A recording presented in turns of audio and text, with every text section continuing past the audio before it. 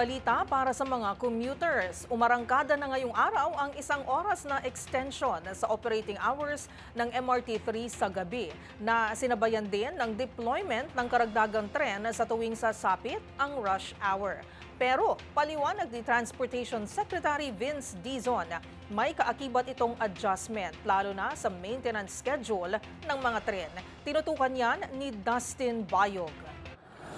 Magsisimula na ngayong araw ang pagpapalawig sa 1 oras ng mga operasyon ng Metro Rail Transit o MRT3 tuwing gabi mula Lunes hanggang Biyernes. Sa inilabas na anunsyo ng Department of Transportation o DOTR, bukod sa epektibo na ngayong March 24 ang extended operating hours, ay magdadagdag din ang MRT3 ng tren tuwing peak hours upang mas maging mabilis sa pagbiyahe ng mga pasahero.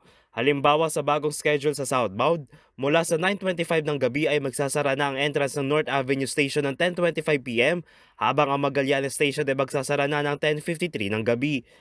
Kung sa northbound naman magsasara ang Taft Avenue Station ng 11:04 ng gabi mula sa dating 10:04 PM habang magsasara ang Quezon Avenue Station ng 11:32 PM.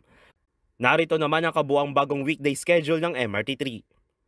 Samantala wala namang pagbabago sa schedule ng MRT3 sa araw naman ng Sabado at Linggo. Sa isang press conference, sinabi ni DOTR Secretary Vince Dizon na ina-assess pa nito at ng kumpanya ng MRT3 kung magiging permanente na ang inanunsyong bagong schedule. Nag-usap naman kami ng MRT3. Sisimulan natin pero i-assess natin. Pero tingin ko dapat we will maintain that to plus 1 hour sa gabi.